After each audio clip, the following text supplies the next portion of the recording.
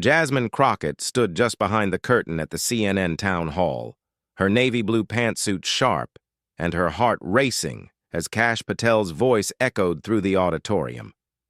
The former Trump Defense Department official was already on stage, confidently, declaring, "Crockett is just another progressive who doesn't understand the realities of national security." The crowd responded with a mix of gasps, claps, and scattered boos. Through a narrow gap in the curtain, Crockett spotted Patel in a sleek gray suit, gesturing emphatically as he added, "She talks tough but lacks substance. Just what you'd expect from someone who's never had access to classified material." His backers erupted in applause. What Patel didn't know was that Crockett had come equipped with documentation capable of dismantling his entire argument. As the host announced, "Joining us now is Congresswoman Jasmine Crockett." She took a steady breath and stepped into the spotlight, intent on flipping the narrative. The CNN lights blazed brightly as Kash Patel commanded the stage with practiced ease. As the former chief of staff at the Department of Defense under Trump, he projected confidence, his manner and words honed from years in the political spotlight.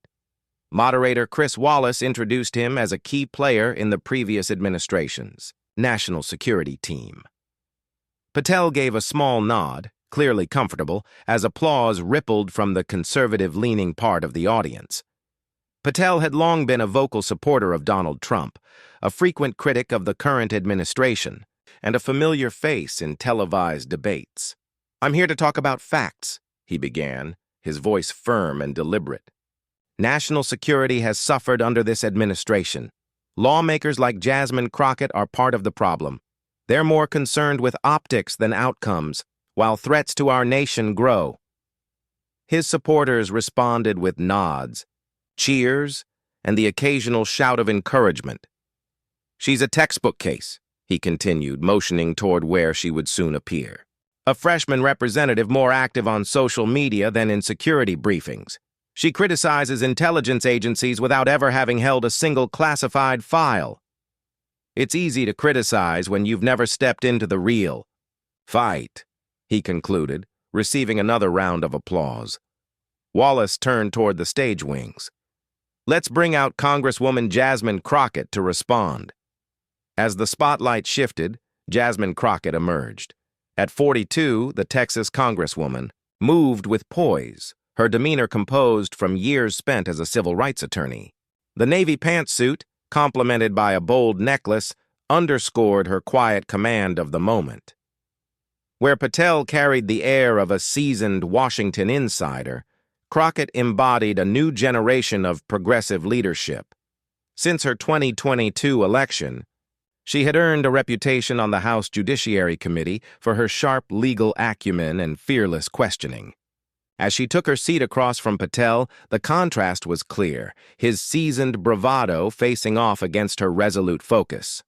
Wallace introduced her as a prominent Democratic voice and a Judiciary Committee member known for her calls for transparency and accountability. "Appreciate the invitation," she said, placing a folder calmly beside her. "I've listened carefully to Mr. Patel's remarks," she began, "and I'm here to offer some clarity." Behind the scenes, one of her staffers passed a note to the technical crew. "Be ready for visual support." What was in the folder could fundamentally shift the conversation. Viewers could sense this wasn't just political sparring. It was a clash over competence, integrity, and who truly understood the stakes of national security. Wallace posed the first question. "Congresswoman, Mr. Patel has challenged your national security qualifications. What's your response?" Crockett adjusted her microphone, expression composed. "First off, I appreciate Mr. Patel's prior service. It's always informative to hear from former officials, especially those with such distinct experiences in earlier administrations." Her pause drew a ripple of uneasy laughter. Patel's confident smile tightened. "But," she continued, "it's interesting that Mr. Patel questions my credentials when I sit on the Judiciary Committee, which has oversight responsibilities related to national security. That's part of my constitutional role." Patel leaned forward, interrupting. Committee membership doesn't make you an expert, Congresswoman. I've handled top-secret intelligence. I've been in the rooms where real strategy is made. Reading reports isn't the same as shaping them. His remarks drew applause from his supporters. Wallace tried to regain control, but Patel pressed on. We need leaders who truly understand the stakes, not those chasing headlines. Have you ever been briefed on a level 1 threat? Have you ever faced decisions with lives on the line based on real-time intelligence? He fired the questions quickly, trying to throw her off balance. More cheers followed. Wallace intervened. Let's give Congresswoman Crockett the opportunity to respond. Crockett remained unshaken, her gaze unwavering. Thanks, Chris. Mr. Patel's emphasis on handling classified material is intriguing, especially in light of his own record.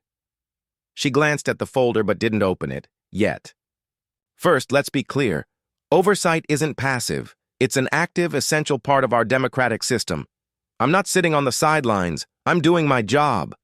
Patel scoffed and shook his head, the gesture caught by the cameras and audience alike. Also, she added, my legal background has taught me that safeguarding our nation and protecting civil liberties aren't mutually exclusive. We must maintain both. Sounds nice, Patel shot back, but still surface level. This is what we expect from your side. Style over substance. Applause and murmurs filled the room. Some audience members looked impressed, others skeptical. Wallace tried to rein Patel in. Mr. Patel, let's allow the Congresswoman to finish her point. Patel made a sarcastic gesture of deference. Go ahead. Maybe now we'll hear something real. Crockett's fingers brushed the folder. Her tone sharpened.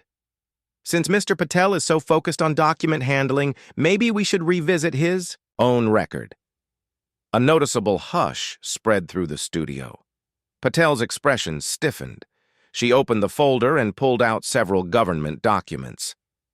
Mr. Patel, are you familiar with the Inspector General's report from June 2022, the one addressing improper disclosures during the transition period? I've seen many reports, he said warily. You'll have to be more specific. She nodded toward the control booth. A highlighted document appeared on the screen.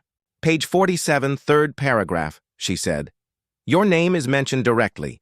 The report describes certain breaches as deeply concerning. That's a direct quote. The room was still. Even Wallace appeared momentarily thrown. That report's conclusions have been misrepresented, Patel said, sounding less certain. Plenty of officials dispute it. Crockett nodded again. Which is why I brought the follow-up review from September 2023. It confirms the original findings and clarifies that the passages in question do refer to your conduct. The energy in the room changed. Some of Patel's supporters fell silent. Others shifted in their seats. This is a distraction, Patel insisted. It's just political theater, typical tactic to avoid answering real questions. These are official government findings, Crockett replied calmly. Not partisan commentary. If you have evidence disproving them, I'm open to reviewing it. She turned back to the audience. What we're witnessing is deflection. Mr. Patel questions my qualifications while his own record raises significant concerns. The crowd erupted. Applause from her base, groans and mutters from his. Wallace tried to regain control, but the moment had already become the turning point of the evening. Patel's face flushed a deep red, his earlier composure unraveling as it became clear that Crockett hadn't arrived armed with sound bites. She had brought facts. He had anticipated a one-sided contest against a freshman congresswoman he could dismiss with ease. Instead, the spotlight had turned sharply, casting him as the one under scrutiny. And Crockett was far from finished. As Wallace regained control of the room, she calmly pulled another sheet from her folder. There's additional material we should consider, Mr. Patel, she said, her tone cutting through the silence like a blade. Would you care to address your December testimony, in which you appear to contradict earlier remarks about your handling of security clearances? The stunned look on Patel's face told the audience everything. They were witnessing his strategy implode in real time. The studio fell still. The self-assuredness Patel had projected earlier had vanished, replaced by stiff posture and darting, glances toward Wallace, Crockett, and the now enlarged excerpts flashing across the screen. "Let's clarify what we're looking at," Crockett continued, her voice even but resolute. Rising from her seat, she took command of both space and narrative.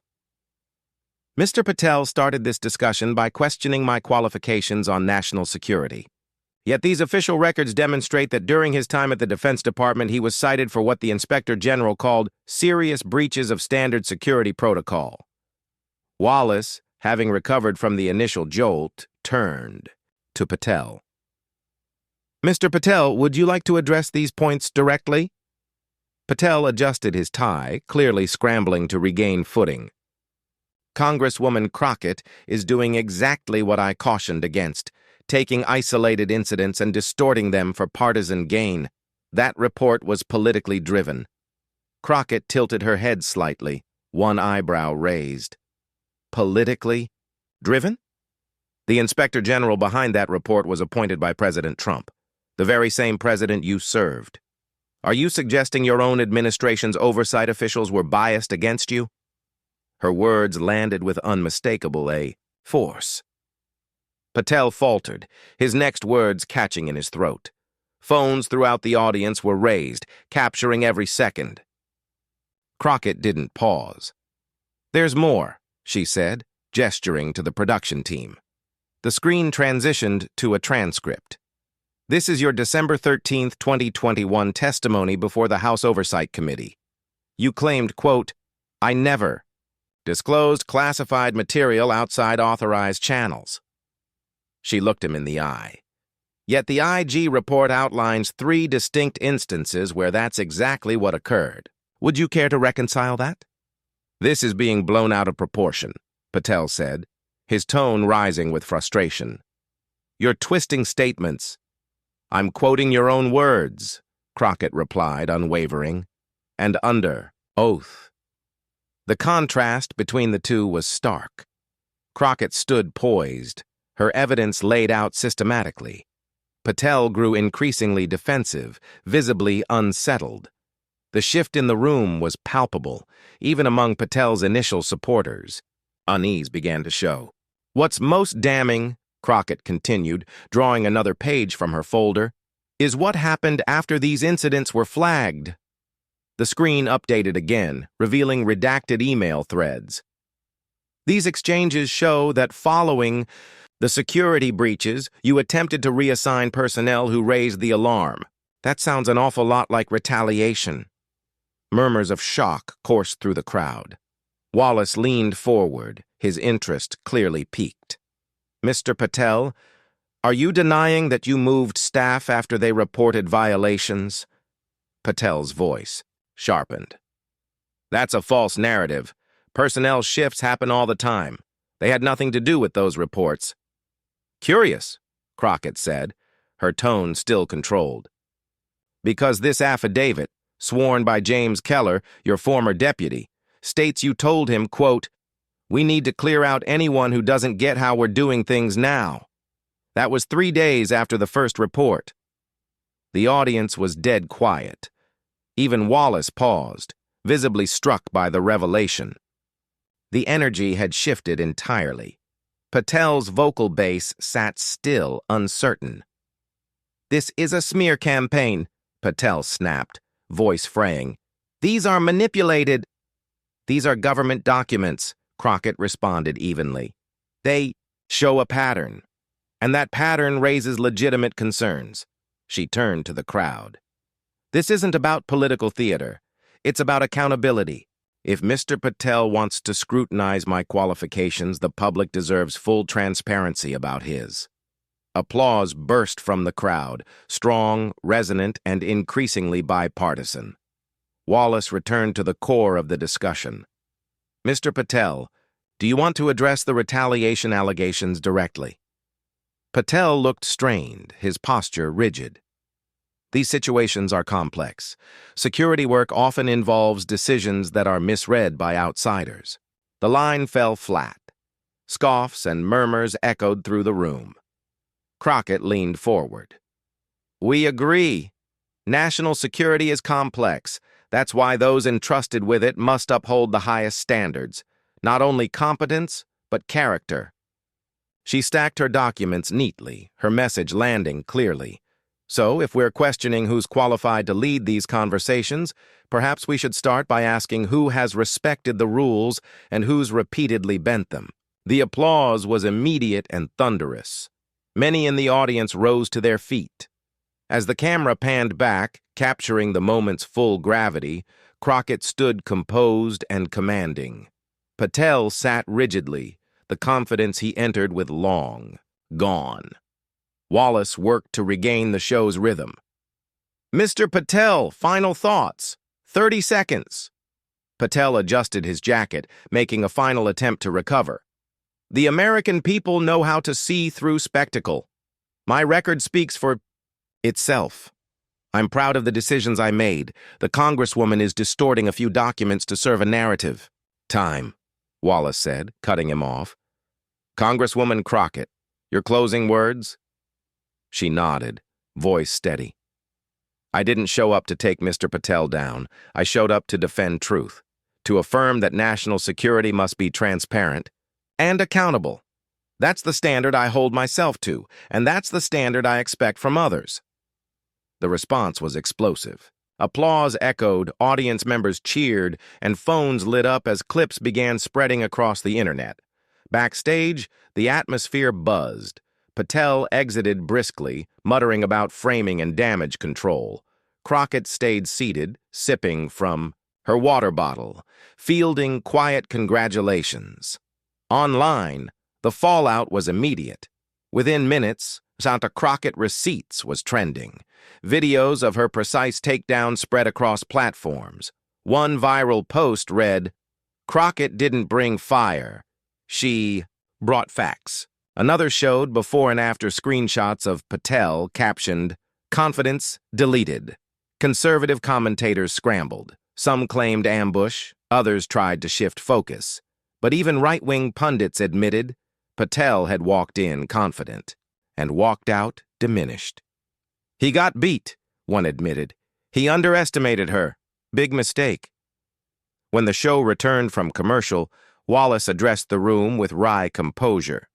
Well, that was certainly a robust discussion of national security expertise. Patel had returned, but the difference was stark. He sat stiffly, now reacting instead of leading. "Mr. Patel," Wallace said, "any final clarification on the materials presented?" Trying to pivot, Patel said, "This was political theater at its finest. The Congresswoman used selective records. These issues were handled internally and appropriately. Americans are tired of this kind of ambush." The response? Tepid applause at best. Crockett countered softly, "They weren't selective. They're part of the public record. This wasn't an ambush. It was accountability." Then an independent audience member stood. "Mr. Patel, do you still believe Congresswoman Crockett is unqualified to discuss national security after what we just saw?" Cornered, Patel deflected. "I meant real-world operations differ from theory." But the momentum had already shifted. His tone turned defensive. Meanwhile, Crockett spoke expansively on democratic oversight, the balance of power, and why respect for process should outweigh political clout. By the end of the program, the narrative was undeniable. Crockett had not only held her own, she had turned the forum into a defining political moment. Within hours, major headlines captured it. "Crockett's Receipts Rewrite the Debate," read one. "From underdog to powerhouse," said another. Even Fox News covered the moment, albeit cautiously, unable to ignore the clip's reach. In political circles, the reaction was electric. Democrats distributed clips across channels, while Republicans grilled Patel's team. Late-night hosts quipped, "Note to self, never argue with a congresswoman holding receipts." Crockett's Inbox filled overnight. Colleagues, donors, voters, even celebrities sent messages. One came from party leadership. We should talk about committee assignments soon. For Patel, the aftermath was colder. Calls slowed, bookings vanished. His standing took a hit. Months later, he dismissed the exchange. Ancient history, yet every new appearance brought the clip back to life. As for Crockett, she kept her focus. Legislative work continued. Asked later about that night, she said simply, "It was never personal. It was about being prepared to speak truth to power." And all across the country, people walked into rooms, school meetings, hearings, interviews, carrying folders with facts, inspired, ready. The moment wasn't just viral, it became a standard.